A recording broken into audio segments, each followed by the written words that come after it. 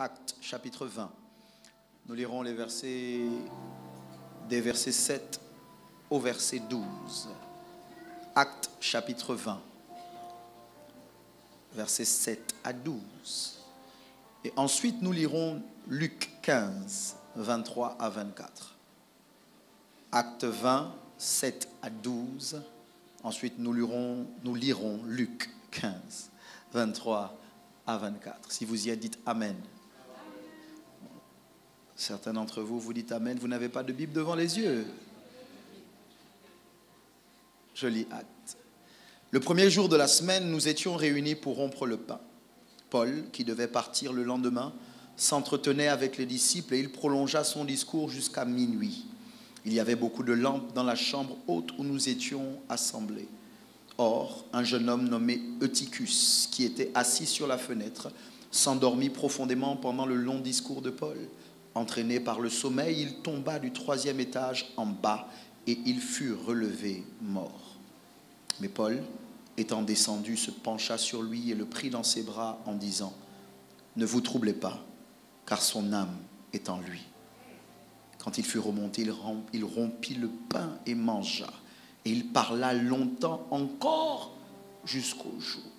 Après quoi il partit. Le jeune homme fut ramené vivant et ce fut le sujet d'une grande consolation. Luc 15, versets 23 à 24. Merci, Saint-Esprit. Amenez le veau gras et tuez-le. Mangeons et réjouissons-nous, car mon fils que voici était mort et il est revenu à la vie. Il était perdu et il est retrouvé. Et ils commencèrent à se réjouir. Ce matin, pour vous parler, j'aimerais poursuivre dans la direction que notre évêque a indiquée. Nous avons fait le choix d'intituler tous nos échanges de ces derniers dimanches « Réconciliation ». Mais ce matin, dans ce grand thème, je veux donner un titre à mon oracle de ce jour. Oui, parce que je crois que c'est une prophétie. L'enfant vivra. Regarde quelqu'un à côté de toi, dis-lui l'enfant vivra. Cherche une autre personne, dis-lui l'enfant vivra. Dis-le comme un prophète, dis-le comme quelqu'un qui annonce une bonne nouvelle, dis-le comme quelqu'un qui parle au milieu de la mort alors que tout semble être chaotique et que la situation semble être sans issue. Quelqu'un doit entendre ce que Dieu dit à l'Église. L'enfant vivra.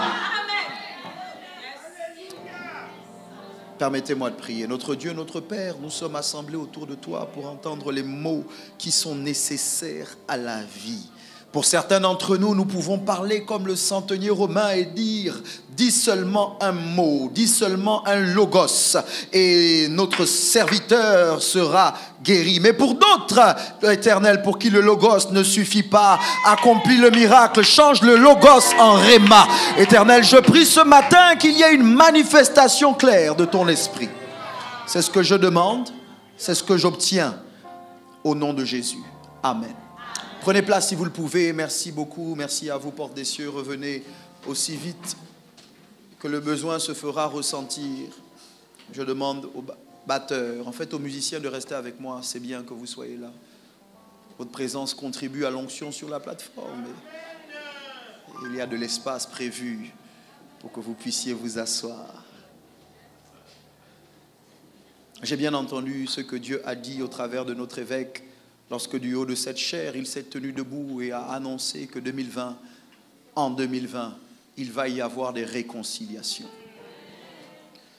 Parfois, vous savez, nous devons faire l'effort d'entendre et d'entendre avec une volonté à appliquer, à saisir ce que Dieu dit. Parce que quand Dieu parle, Dieu ne dit pas ce qui est évident.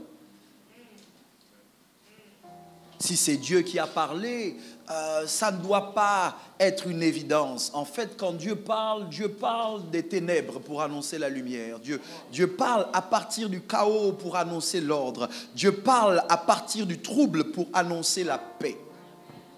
De telle sorte que le discours de Dieu ne soit jamais quelque chose qu'on pouvait dire comme étant une confirmation, je savais. Oui, il y a des moments où Dieu fait exprès de nous prendre à contre-pied pour qu'on ne puisse pas dire « je savais ». Donc quand Dieu a dit du haut de cette chair réconciliation, j'ai bien compris que le diable allait se tenir debout pour apporter la division. Parce que voyez-vous, quand Dieu dit une chose, Satan fait tout ce qui est en son pouvoir pour que ce que Dieu a dit ne s'accomplisse pas dans la vie de ceux à qui Dieu a parlé. Voilà pourquoi quand Dieu te parle, ta vie semble dire le contraire. Quand Dieu annonce quelque chose, tout autour de toi semble être en désaccord avec ce que Dieu a annoncé. Et donc quand Dieu a dit réconciliation, vous devez vous attendre à ce qu'il y ait des opportunités de division. Vous devez vous attendre à ce qu'il y ait des opportunités de séparation. Parce que ce que Dieu veut réconcilier, le diable veut le garder divisé. Vous connaissez le texte, que personne ne sépare ce que Dieu a uni. Bien sûr, il s'agit là de l'homme et la femme unis dans le cadre du mariage, mais vous devez savoir qu'il y a des unions spirituelles de cœur qui sont nécessaires pour que nous accomplissions nos destinées. Il y a ce que nous avons fini par appeler des partenaires de destinée, des hommes et des femmes qui sont indispensables à ce que la destinée individuelle s'accomplisse. Je prends le temps de vous dire ce matin en introduction que le diable n'est pas l'adversaire de Dieu. Vous ne verrez jamais une affiche de boxe ou de catch annonçant qu'il va y avoir sur le même ring d'un côté Dieu, champion poids lourd, catégorie indiscutée, et puis de l'autre côté Lucifer. Parce qu'ils ne sont pas dans la même catégorie. On ne met jamais sur le même ring un poids lourd et un poids plume. Je ne sais pas à qui je parle ce matin, mais en introduction, je veux dire à quelqu'un que Lucifer, que Satan et Dieu ne sont pas dans la même catégorie. Bouscule ton voisin, dis-lui ton Dieu est beaucoup plus grand que le diable.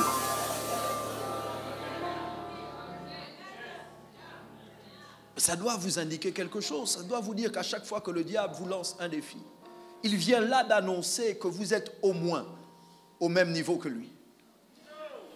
Que vous êtes au moins de la même catégorie parce que l'adversaire du diable, si ce n'est pas Dieu, ce sont bel et bien les hommes.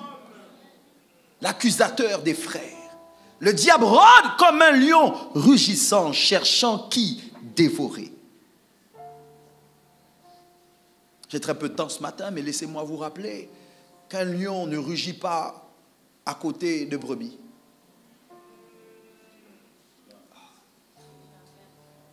Un lion ne rugit pas à côté d'antilope. Quand un lion veut capturer une proie qui n'est pas de sa catégorie, il est silencieux. Il attend le moment où il peut bondir. Mais quand vous voyez un lion rugir, c'est qu'il y a à côté de lui un autre lion.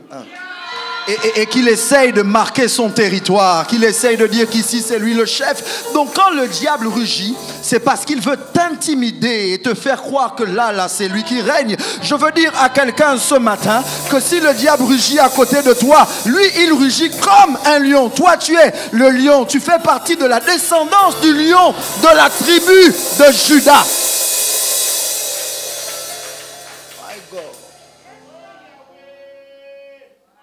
Bref, c'est mon introduction. Laissez-moi revenir sur la réconciliation. L'évêque a indiqué, donc, disais-je, du haut de cette chair, que la réconciliation doit être à 3 niveaux. Il doit y avoir une réconciliation avec Dieu. Il doit y avoir une réconciliation avec soi. Et enfin, il doit y avoir une réconciliation avec l'autre. Ce matin, pour que vous sachiez exactement où je vous emmène, je suis venu dire à quelqu'un que tu dois te réconcilier avec toi-même. C'est dans cette direction-là que Dieu m'a parlé pour ce matin. Il va y avoir aujourd'hui des réconciliations intérieures. il va y avoir aujourd'hui des gens qui vont se réconcilier avec eux-mêmes. Le texte que j'ai lu dans le livre de Actes est un texte surprenant. L'apôtre Paul, ce persécuteur de l'Église qui par la miséricorde et la toute-puissance de Dieu a été changé de meurtrier en apôtre, se retrouve au milieu des saints. La Bible dit qu'il se retrouve dans un endroit où il y a plusieurs étages. D'ailleurs, plus loin vous remarquerez qu'on dit que l'enfant est tombé, le jeune homme est tombé du 3e étage. Ça veut dire que l'apôtre Paul et les saints sont certainement dans une chambre haute, avec une fenêtre. C'est la coutume, c'était la coutume à l'époque, d'avoir pas juste une maison à un niveau, mais à plusieurs niveaux. Et là, l'apôtre Paul parle avec les saints, et ce qui était supposé être un échange de quelques minutes, ou trop quelques heures, devient une veillée de parole. Pas de prière, parce qu'il ne prie pas. Une veillée de parole. L'apôtre Paul va parler du soir jusqu'à minuit. Et après de minuit jusqu'au matin.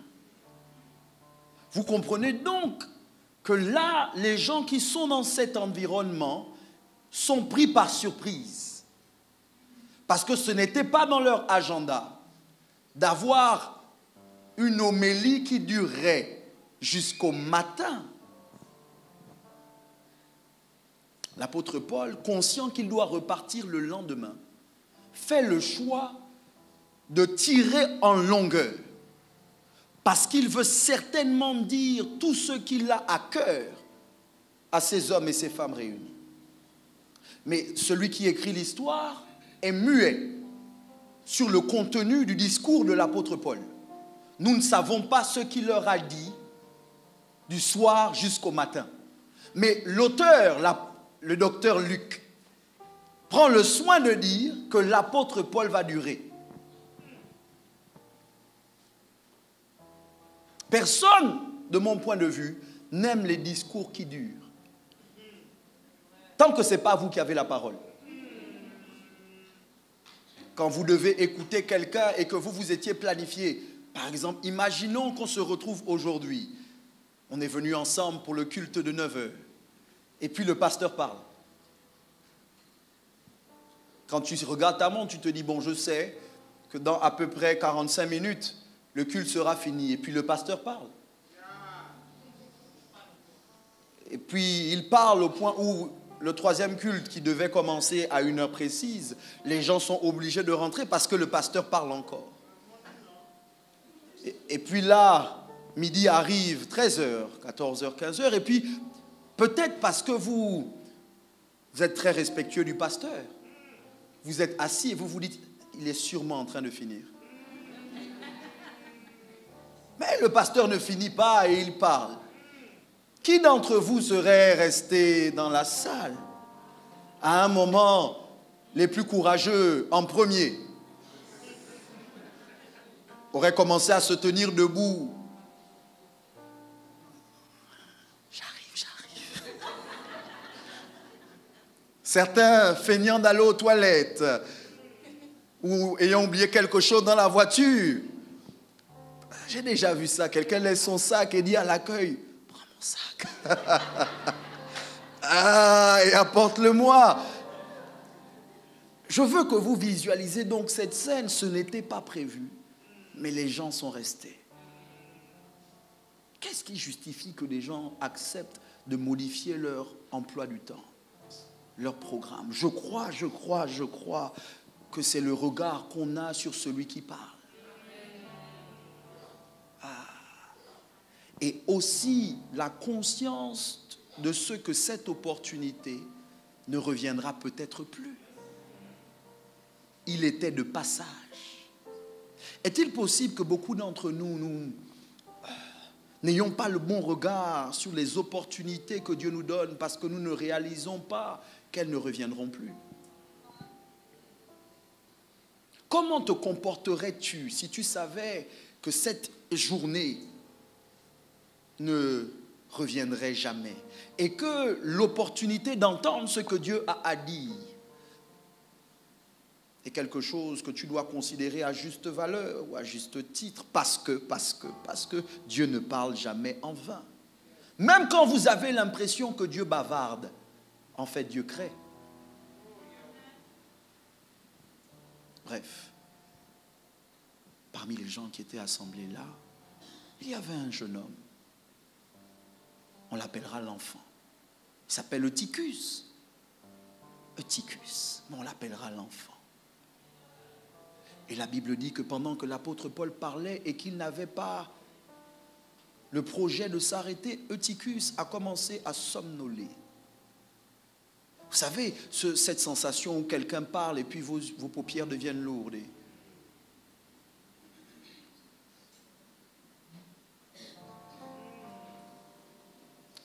Eutychus n'a pas fait que somnoler, il s'est endormi. Avant de vous parler du sommeil, est-ce que je peux vous faire remarquer que ce jeune homme est là et peut-être il ne comprend pas tout ce que l'apôtre Paul dit. Parce que vous savez que l'apôtre Paul est un intellectuel, un érudit de son temps.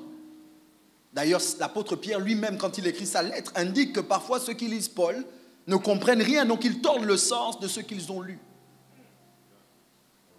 Et là, je me suis demandé, mais qu'est-ce que faisait ce jeune homme à cette réunion qui, au final, est devenue une veillée de parole? Et là, j'ai réalisé qu'en fait, c'est la responsabilité des parents de veiller à ce que les enfants entendent très tôt des mots. Très tôt, qu'ils soient dans un environnement, même s'ils ne comprennent pas tout. Mais il faut les habituer très tôt à un type d'environnement. D'ailleurs, je crois, merci de switch, je crois, reste en mineur méchant, je crois que c'est important que vous réalisiez qu'il y a des mots que les enfants ne doivent pas entendre. Parce qu'ils sont trop jeunes. Il y a un discours qui ne doit pas arriver à leurs oreilles. Parce qu'ils sont encore enfants. Écoutez, nous sommes pour la sexualité parce que nous croyons que c'est Dieu qui l'a créée. Mais nous sommes contre la sexualité précoce parce que nous croyons que ça c'est du diable. Nous croyons que c'est une aberration qui provient tout droit du plus profond de l'enfer. Ce discours qui vise à dire à un enfant de 3, 4, 5 ans quels sont les bienfaits de la sexualité, comment ça peut avoir un effet sur son corps, nous croyons que c'est diabolique. Nous croyons que les enfants ne doivent pas entendre certaines disputes des parents. Et qu'il y a des moments où lorsque les adultes veulent se parler, ils doivent s'enfermer dans un endroit et veiller à ce que les enfants n'entendent pas ce qu'ils se disent. Pourquoi? Parce que nous croyons que la mort et la vie sont au pouvoir de la langue et que celui qui l'aime en mangera le fruit. Nous croyons que la parole peut guérir ou la parole peut blesser. Réalisez-vous qu'il y a des enfants qui se sont retrouvés en difficulté parce qu'ils ont entendu ce qu'ils ne devaient pas entendre.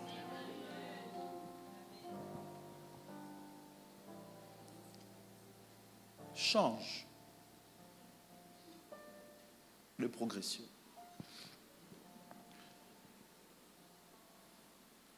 Eutychus va s'endormir. Quand il s'endort, je n'ai pas de problème avec cette partie parce que, vous savez, il y a plusieurs raisons pour lesquelles les gens s'endorment quand vous parlez. La première, c'est qu'ils sont fatigués.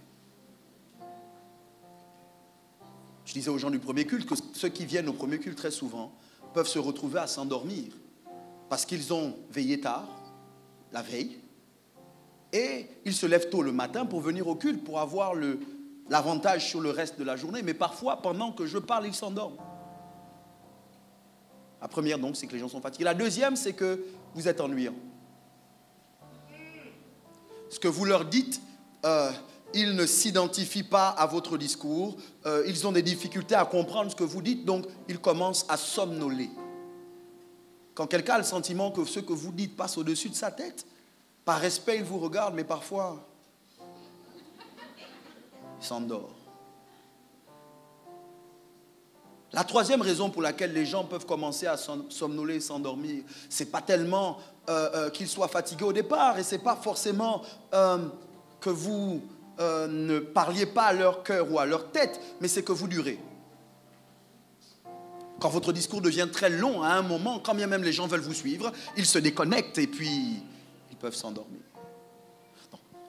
Eutychus va s'endormir et il va dormir. C'est pas grave, parce que je crois que c'est pas grave quand un enfant dort. Suivez-moi, je vais quelque part. Je crois que c'est important pour un enfant de dormir. Je crois que Dieu n'a pas de problème avec le sommeil. Je crois que c'est Dieu qui a créé le sommeil. D'ailleurs, je crois qu'il y a des bienfaits dans le fait de dormir. Le sommeil a des bienfaits sur le corps. Et pour les enfants encore plus, parce que quand un enfant dort, en fait, le moment où il dort, c'est le moment où il se régénère. Et ça fortifie ou ça aide à ce qu'il grandisse. Un enfant qui ne dort pas court le risque de mettre à mal sa croissance. Voilà pourquoi nous insistons que nos plus jeunes fassent la sieste, qu'ils dorment très tôt le soir. Je parle à quelqu'un ce matin. Okay? Pourquoi? Papa, j'ai pas sommeil. Maman, j'ai pas sommeil. C'est pas grave, le sommeil va venir. Tu dois aller dormir. Pourquoi? Parce que c'est nécessaire pour ta croissance. C'est là où maintenant vous comprenez, vous dites merci à Dieu quand vos parents insistaient pour la sieste. Quand vous étiez plus jeune, vous ne compreniez pas. Mais est-ce qu'il y a des gens qui peuvent dire merci aux parents qu'ils ont eu et qui ont dit va dormir, va dormir. C'est le moment d'aller dormir. C'est plus le moment de jouer. C'est plus le moment de regarder la télé. D'ailleurs, est-ce que Dieu lui-même n'est pas ce type de parent qui fait dormir? Adam se plaint qu'il n'a pas de femme. Adam se plaint qu'il n'a pas d'aide semblable. Pour pouvoir régler son problème, Dieu lui dit, dors. Je crois que Dieu est le premier anesthésiste. Dieu est la première personne qui va connaître ou qui va mettre quelqu'un dans un sommeil. Anesthésie générale. Et puis Dieu ne va pas s'arrêter à l'anesthésie générale. Dieu va être le premier chirurgien. Il va ouvrir Adam et il va faire sortir sa côte.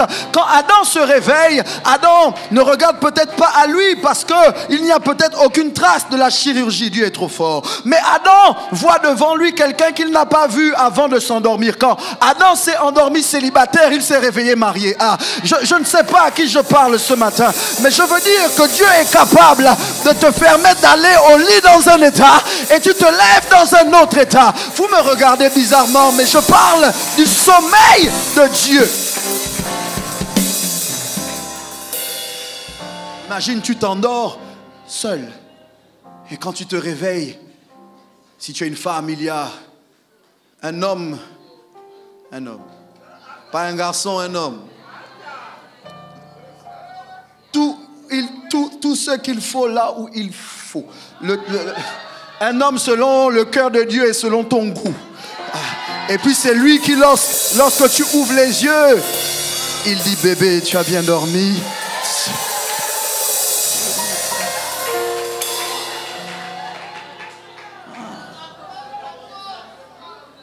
Imagine que tu t'endormes pauvre et que tu te réveilles riche. Imagine tu t'es endormi dans un état de médiocrité, mais quand tu ouvres les yeux, tu es quelqu'un qui a maintenant tout ce dont il a besoin. Vous me regardez bizarrement parce que vous ne croyez pas au miracle. Vous ne croyez pas que Dieu soit capable de changer les choses. Écoute, il y a un homme qui s'endort bête et qui se réveille sage. C'est un jeune homme d'ailleurs, il s'appelle Salomon. Quand il s'est endormi, il avait un niveau de sagesse commun à tous les hommes. Mais quand il se réveille, il est sage comme Dieu, une sagesse bizarre. Dieu lui a inoculé une sagesse divine. Que ceux qui croient que Dieu est capable de faire un miracle pendant qu'ils dorment me donnent un amen qui déchire l'atmosphère. C'est bizarre, c'est bizarre, c'est bizarre. Les gens du deuxième culte n'étaient pas prêts. C'est bizarre, c'est bizarre. Can I prophesy? Je veux prophétiser sur la vie de quelqu'un ce matin. Je dis que Dieu va régler tes problèmes pendant ton sommeil. Je dis que Dieu va changer ta situation pendant ton sommeil.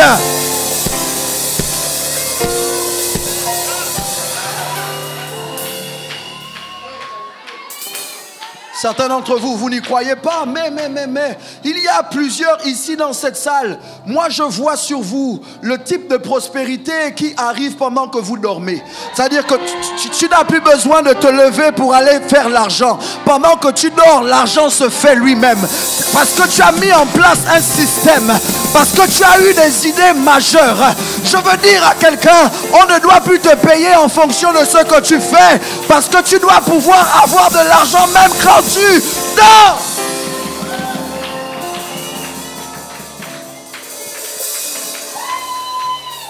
Bref. Asseyez-vous, on parle juste, asseyez-vous. Eutychus s'est endormi. Et j'ai pas de problème avec le fait qu'un enfant dorme. D'ailleurs, Jacob s'est endormi et quand il se lève, il dit, je ne savais pas que j'étais au bon endroit. Parfois, il y a des gens qui changent de lieu régulièrement parce qu'ils refusent de dormir.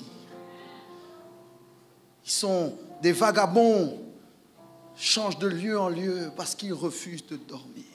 Parce que si tu dors, parfois, les yeux de la chair se ferment et les yeux de l'esprit s'ouvrent.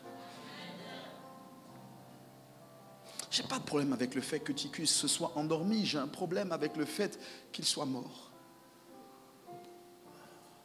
Parce que mettre au lit un enfant, c'est bien, c'est utile. Mais tuer un enfant, c'est diabolique.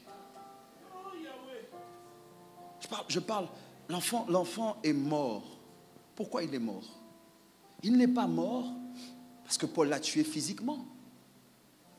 Paul n'est pas responsable de sa mort d'un point de vue physique. Eutychus est mort parce qu'il s'est endormi au mauvais endroit. Il était assis sur le rebord d'une fenêtre ouverte au 3e étage. Et quand il a commencé à somnoler, je n'ai pas vu. Paul, je me suis rendu compte que l'apôtre Paul n'avait pas la sécurité de l'église centrale. Il n'avait pas les filles de l'accueil. Parce que comment concevez-vous qu'un enfant somnole sur le rebord d'une fenêtre et personne ne lui dit descends de là? Peut-être il n'y avait plus de place. Peut-être. Et Eutychus s'est simplement endormi au mauvais endroit. Et vous savez, tuer un enfant peut se résumer en 2 choses. Moi, je ne parle pas de mort physique ce matin. Mais tuer un enfant, c'est peut-être d'abord tuer ses rêves.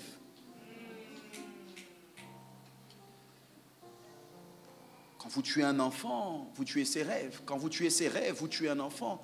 Repensez à ce que Joseph subit chez les siens. C'est un rêveur. Ses grands frères veulent tuer ses rêves, mais ils n'arrivent pas à atteindre ses rêves.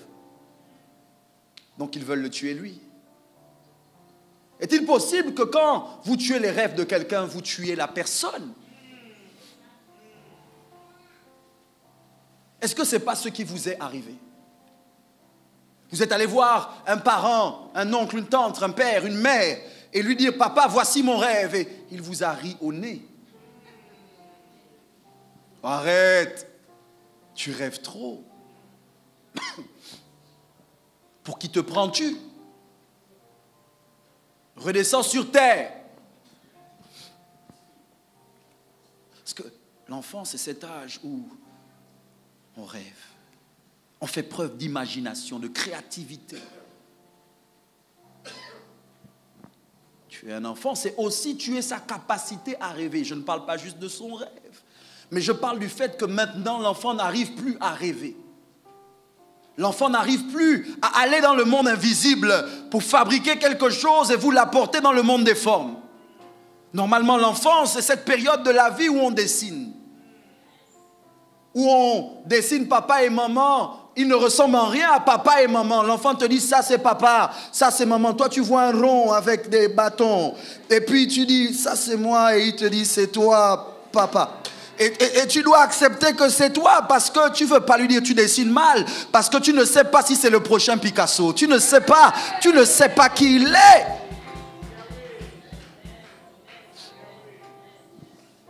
Je parle à quelqu'un ce matin.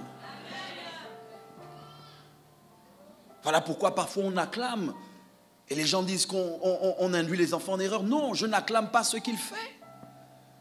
Là, c'est pas le dessin là que j'acclame. J'acclame le potentiel qu'il porte en lui et qui a besoin que je l'encourage pour se manifester. Eutychus est mort. Mais je ferais une injustice au texte, et que Dieu m'aide à vous dire tout ce que je veux vous dire ce matin. Je ferais une injustice au texte si je ne vous lisais pas que Tychus est mort. Pas parce qu'il s'est simplement endormi. Mauvais endroit. Oui, je dois vous dire ça. Je dois vous dire ça. Je dois vous dire que parfois, c'est nous qui avons mis en danger nos enfants parce que nous avons permis qu'ils dorment au mauvais endroit. Je dois vous dire ça parce que je dois vous dire ça. Je dois vous dire que votre enfant ne doit pas dormir n'importe où. Je dois vous dire ça.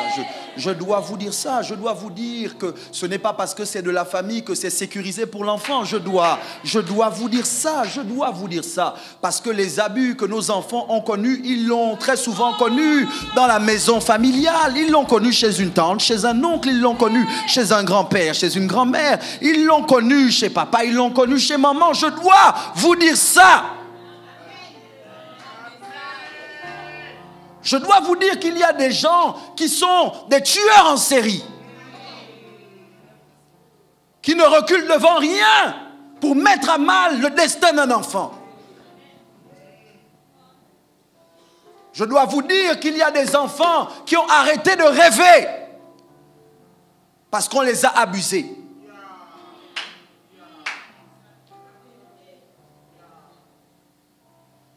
Et nous ne pouvons pas continuer à avoir la politique de l'autruche. Garder la tête dans le sable et faire comme si rien ne se passait autour de nous. C'est à cause de certains secrets familiaux que des enfants sont morts. Je ne dis pas qu'il faut aller dans l'union, je ne dis pas qu'il faut aller sur Facebook, mais je dis que les parents doivent prendre leurs responsabilités et qu'on doit peut-être convoquer un conseil familial et qu'on doit peut-être enfermer quelqu'un.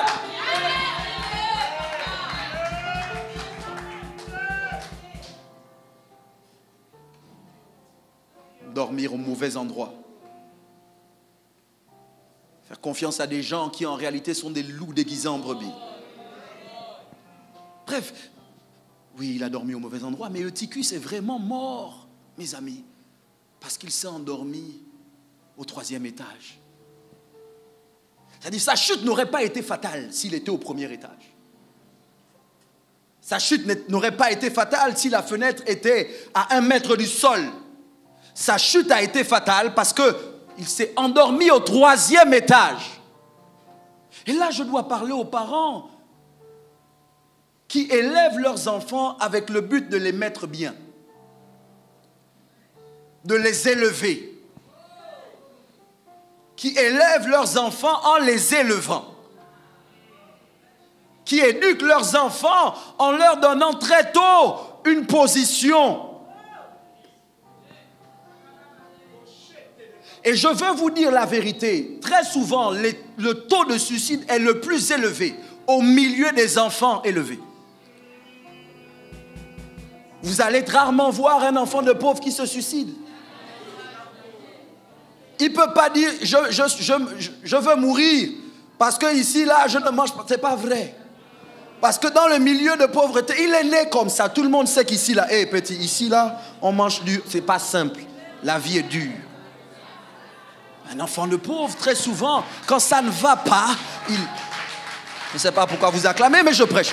Un enfant qui naît dans une famille où les gens ont tous la tête dure, tu ne peux pas être faible. Parce que ici, tout le monde s'est pris un mur, tout le monde s'est cogné la tête. Donc, ça fait partie de la vie familiale. Un enfant, il ne peut pas venir te dire les soucis que certains ont. Et je ne minimise en rien les soucis des autres, mais j'essaye de dire que quand tu élèves un enfant, tu dois veiller davantage à sa sécurité. Quand tu positionnes en hauteur un enfant, c'est ta responsabilité de veiller à ce qu'il ne s'endorme pas au rebord d'une fenêtre. Certains parents, malheureusement, ne comprennent pas que parfois élever l'enfant, le mettre à l'aise, le mettre bien, lui donner Internet très tôt, le téléphone très tôt, la tablette très tôt, lui donner tous les jeux qu'il veut, c'est le positionner dangereusement parce qu'en réalité, parfois, nous les parents, nous considérons que nous avons donné l'argent, donc nous pouvons ne pas donner notre temps. Que nous avons donné la voiture, le jeu vidéo, mais que nous pouvons ne pas éduquer. Et que quelqu'un d'autre fera l'éducation.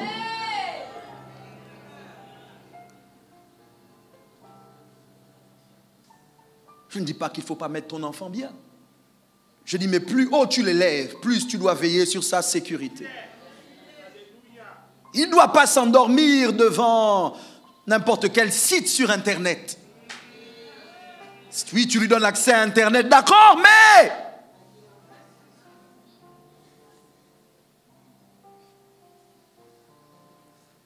Bref, Eutychus est mort. Et là, l'apôtre Paul descend. Il arrête sa prédication. Il arrête son discours. Je pense que c'est là où certains enfants voudraient que je crie, que je fasse l'écho de leur voix. Parce que parfois, certains d'entre nous, quand nous parlons, nous ne savons plus nous arrêter. Il y a des gens, quand ils ont appuyé sur play, il n'y a plus pause, il n'y a plus stop. L'enfant veut te dire, maman, j'ai compris, tu vas bien m'entendre jusqu'au bout. Papa, mais c'est bon, j'ai compris, tu vas bien m'entendre jusqu'au bout. Je sais qu'ils ne sont pas ici, ce n'est pas vous, c'est ceux qui nous regardent sur Internet, c'est ceux qui ne sont pas venus au culte, mais quand ils parlent, il n'y a pas pause. Et là, l'apôtre Paul a fait ce que certains d'entre nous ne savons pas faire. L'apôtre Paul a mis pause. Il est descendu du 3e étage, il est allé là où l'enfant était, il l'a pris dans les bras.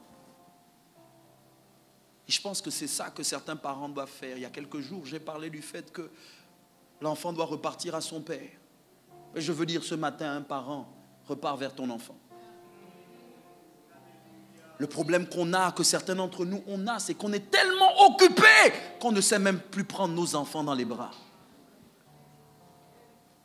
On va me dire que c'est parce qu'on est africain.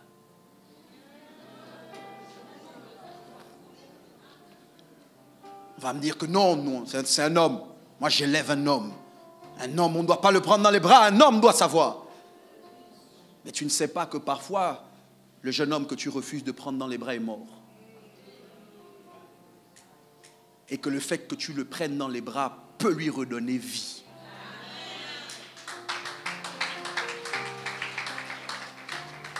Bref, l'apôtre Paul a pris Eutychus dans les bras. Et l'apôtre Paul a dit, ne vous inquiétez pas. Son âme est en lui, ne soyez pas troublés. Révérend Michel, il va laisser Eutychus là. Et il va remonter au 3e étage. La Bible dit qu'il va faire quelque chose de mystique, il va rompre le pain. Il va manger. Et après, il va continuer à prêcher. Je ne sais pas si je peux tout vous dire ce matin, mais bref. Est-il possible qu'il y ait un lien entre le fait que Eutychus soit au 1er étage mort et que l'apôtre Paul remonte au 3e pour rompre le pain? Est-il possible que le pain qui est rompu, en réalité, ce n'est pas simplement la galette au chocolat ou le pain viennois ou le pain... C'est pas ça que l'apôtre Paul vient là d'accomplir un rituel. Est-il possible que là, l'apôtre Paul vient de rompre le corps et qu'il a dit en faisant ce rituel-là que si le corps est rompu, l'enfant qui est au premier ne doit pas mourir. C'est l'un des deux, mais les deux ne peuvent pas mourir. Est-il possible qu'il y a eu un échange à ce moment-là, qu'autour de la table, la vie soit revenue? Est-il possible que c'est pour ça que nous ne devons pas négliger la Sainte Seine? Que parce qu'autour de la table, il y a des enfants qui reprennent vie. Ils sont au 1er étage, toi tu es au 3e, mais au 3e où tu es, tu dois rompre le pain. C'est pour ça que quand nous venons à l'église prendre la Sainte Seine, l'enfant peut être à la maison, les problèmes peuvent attendre à la maison, mais quand le pain est rompu, il y a des choses qui reprennent vie.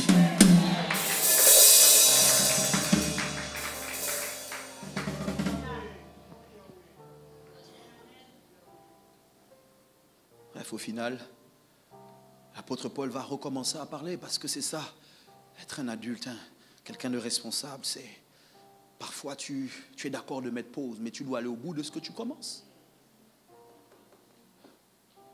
Parfois, nous ne devons pas laisser à des situations imprévues. Elles peuvent nous stopper pendant un moment, mais on doit reprendre le cours de nos vies. Bref, c'était mon introduction.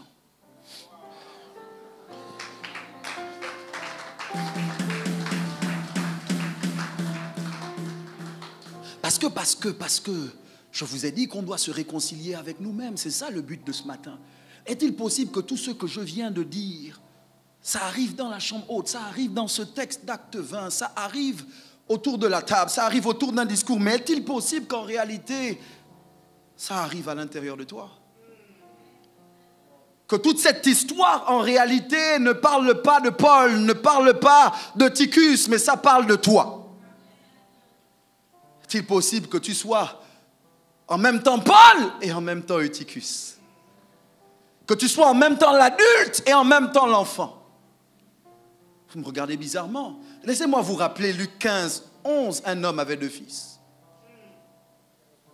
Qu'en réalité, est-il possible que ce soit une parabole comme Jésus a indiqué? Il crée quelque chose dans l'utérus de son esprit pour que nous comprenions quelque chose. L'apôtre Paul n'est pas une parabole. Ce qu'il a vécu n'est pas une parabole. Mais ce matin, est-il possible que ce dont je parle, ce ne soit pas vraiment de l'apôtre Paul, mais de toi?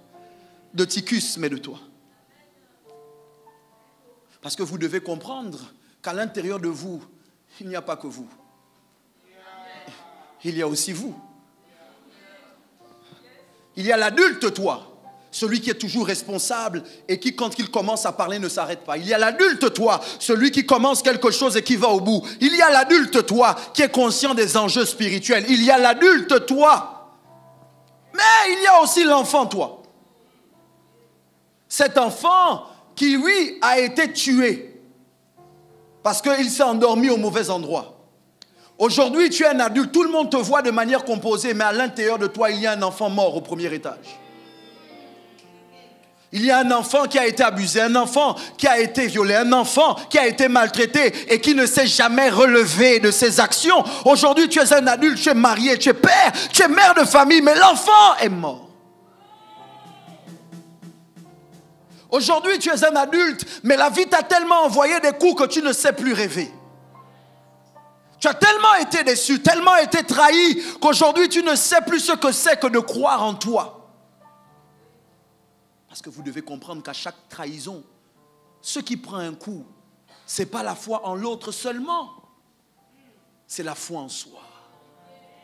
À chaque déception, ce qui prend un coup, ce n'est pas seulement la foi en l'homme ou la foi en la femme, c'est la foi en nous-mêmes.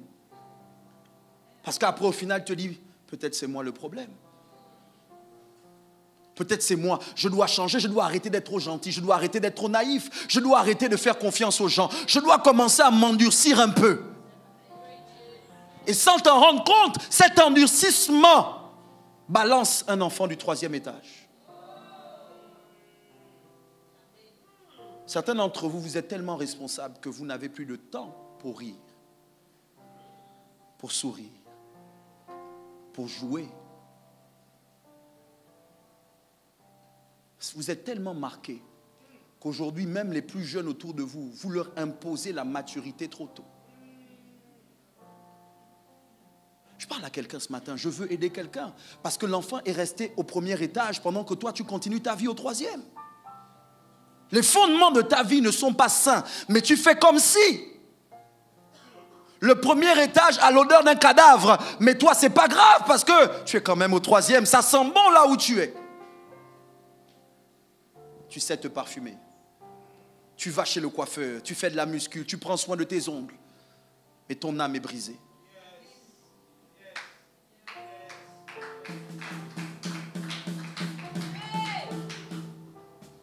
Et là, il faut un miracle. Il faut que la personne qui est au 3e descende au 1er. Et qu'elle prenne l'enfant dans ses bras. C'est un miracle. Pourquoi? Parce que ça demande que tu descendes. Ça demande de l'humilité. Ça demande que tu arrêtes de faire semblant. Ça demande que tu mettes de côté ton ego. Ça demande que tu mettes de côté ton orgueil. Se réconcilier avec soi demande d'être vrai. D'arrêter de porter des masques. D'arrêter de faire semblant. Il faut pouvoir descendre.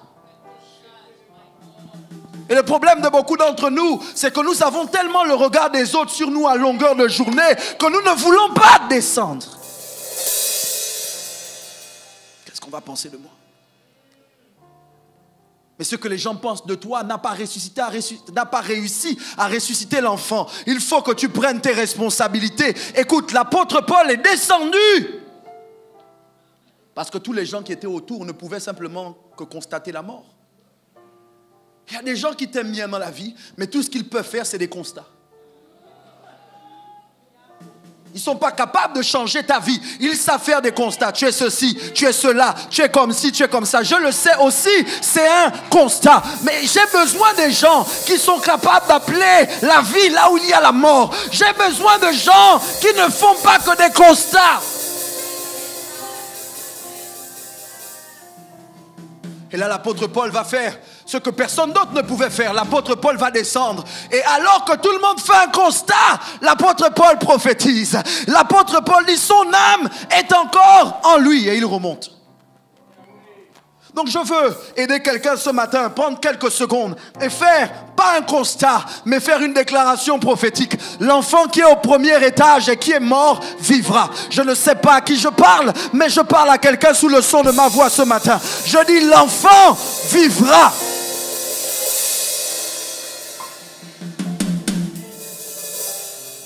Je dis à quelqu'un, tu vas recommencer à rêver. Je dis à quelqu'un, tu vas recommencer à croire en toi. Je dis à quelqu'un, ça va aller. Je dis à quelqu'un, tu sortiras de là. Je dis à quelqu'un, ce n'est pas ta destination finale. Je dis à quelqu'un, tu ne t'arrêteras pas là.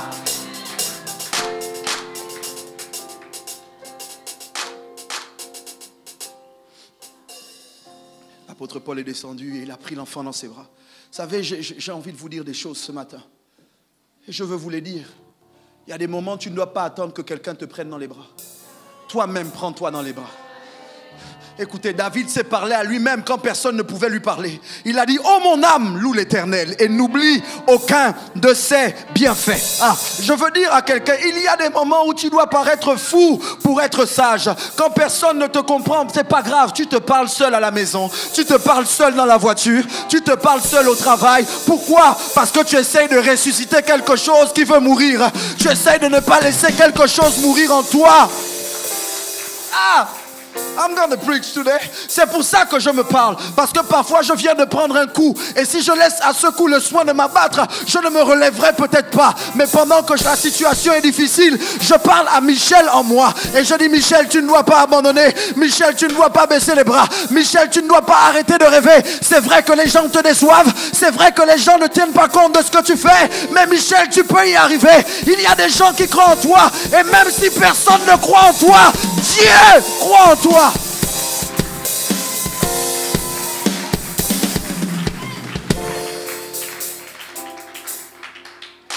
Touche quelqu'un à côté de toi, dis-lui, l'enfant vivra, l'enfant vivra, l'enfant vivra. Oh, j'aime pas comment ton voisin te parle. Prophétise sur quelqu'un, dis-lui, l'enfant vivra, l'enfant vivra, l'enfant vivra, l'enfant vivra. Et avant que quelqu'un ne te dise oui, non, mais quand on est homme, on doit faire disparaître ce qui est de l'enfant. Tu dis non, avant. Le texte dit, il y avait dans cette salle beaucoup de lampes. C'est bizarre parce que Luc en parle et ça n'a rien à voir avec le reste de l'histoire, mais Luc semble indiquer que s'il y a beaucoup de lampes, c'est parce qu'il y a beaucoup de lumière et que c'est ce qui permet à l'apôtre Paul d'aller jusqu'à minuit et finalement jusqu'au matin. Parce que la lumière est nécessaire pour que l'adulte parle. Et je comprends donc qu'à chaque fois qu'on a une lumière quelque part, on grandit. À chaque fois qu'une lumière s'allume à l'intérieur de toi, tu passes de l'âge enfant à adulte. C'est ce qui permet à l'adulte de comprendre des choses que l'enfant ne comprend pas. C'est pour ça qu'on a besoin de lumière. Sois éclairé, car sur toi, la gloire de l'Éternel apparaît. Sur toi, sa lumière se lève, arrive. Je comprends qu'il faut être éclairé de l'intérieur. L'enfant. Les amis, vous ne comprenez pas que quand les apôtres voient les enfants venir à Jésus, les apôtres veulent arrêter ces derniers parce qu'ils considèrent, mais qu'est-ce que les enfants vont faire chez Jésus? Et Jésus dit, laissez venir à moi les petits enfants, car le royaume des cieux est pour ceux qui leur ressemblent. Ça veut dire qu'il y a une attente de Dieu au sujet de nous. Nous devons, quand bien même nous prenons de l'âge, de la taille et que nous avons accès à des lumières qui nous permettent de grandir, nous devons garder précieusement ce qui ressemble aux petits-enfants. Parce qu'il y a un royaume que nous ne pourrons pas posséder si nous ne ressemblons pas aux petits-enfants. Est-il possible que c'est pour ça que depuis qu'on parle de crise, tu n'arrives pas à voir autre chose? Parce que l'enfant est mort. Est-ce que vous vous rappelez comment vous étiez quand vous étiez enfant? Non. Aux internautes, excusez-moi, je vais utiliser des illustrations locales. On jouait à la bouteille. Le jeu, c'était remplir la bouteille de sable et éviter qu'on te touche en te lançant des choses. Aujourd'hui, toi, est-ce qu'on peut t'envoyer jouer à la bouteille? Tu ne peux plus jouer à la bouteille parce que tu es un adulte. On prenait un stylo, je vois parfois les enfants, un stylo. C'est un stylo, tonton. Et pendant que le stylo, tu fais voler le stylo, l'avion. Tout, tchou, tchou, tchou, tchou. Tu avais des petites tasses, une table, des chaises vides. Et puis tu étais assise en disant, bon, qu'est-ce que vous voulez que je vous serve aujourd'hui? À mon ami tel, aujourd'hui. Et puis nous-mêmes, on te regarde, on sait que tu es seul. Il n'y a rien, il n'y a personne d'autre sur la chaise. Tu tressais les poupées, tu les maquillais. Oh, tes poupées ont perdu leurs cheveux, la repousse. Les cheveux de tes poupées ont changé parce que tu savais être un enfant. Je dis à quelqu'un, le salon de coiffure est dans l'enfant. Je dis à quelqu'un, l'instrument, l'entreprise musicale est dans l'enfant. Je dis à quelqu'un, ce rêve-là est dans l'enfant. Va chercher l'enfant et ramène ce rêve. Jalibaye Kata. Je parle à quelqu'un sous le son de ma voix ce matin. Et je dis que même si ça ne va pas dans le pays, même si tu n'as rien à manger, comme l'enfant, tu dois pouvoir ouvrir ton frigidaire. Et tu regardes, il n'y a rien dans le frigidaire, mais tu vois le poulet, tu vois le steak. Il n'y a pas d'unité au compteur, Edan, mais tu regardes le compteur et tu prophétises.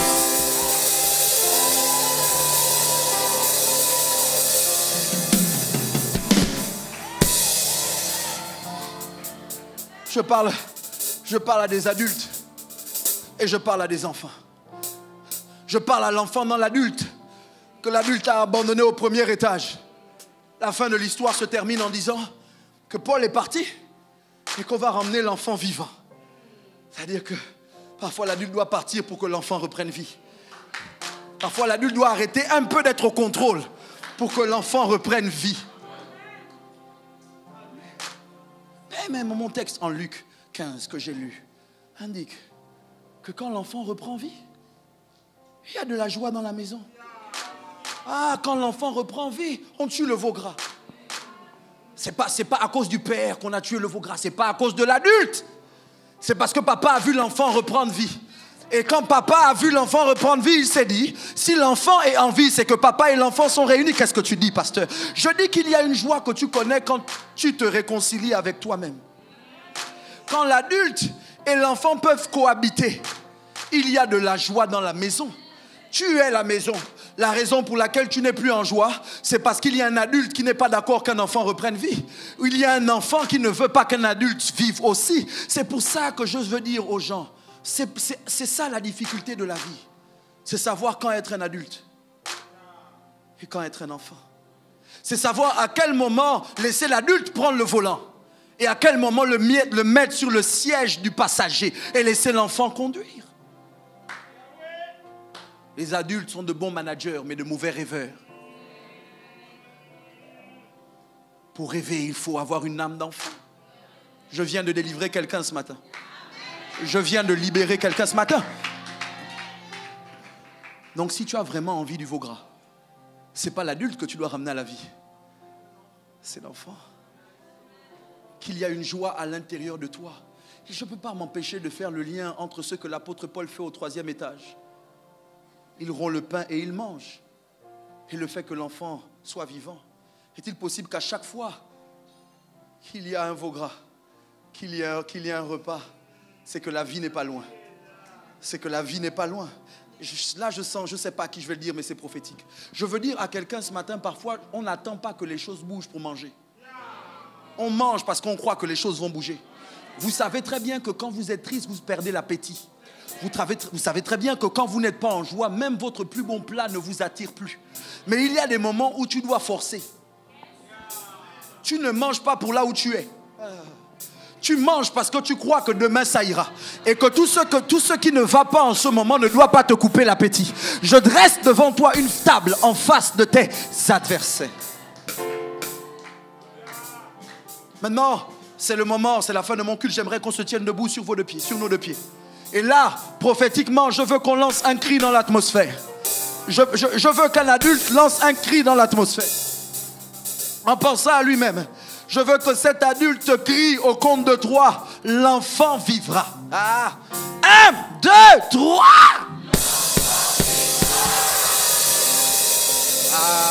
C'était le premier cri, il en reste 2. Ce deuxième cri, je veux que tu le pousses en pensant à tous ceux qui ont voulu tuer l'enfant en toi.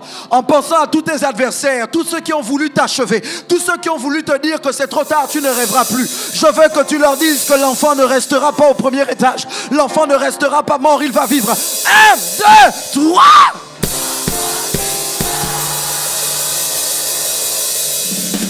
Mon dernier cri, c'est pour tout ce que l'enfant porte en lui, tous les rêves qui ne doivent pas mourir, tous les rêves, toutes les promesses, toutes les choses que tu as envisionnées, mais qui ne doivent pas mourir. Le troisième cri, c'est pour amener à la vie ses rêves. 1, 2, 3.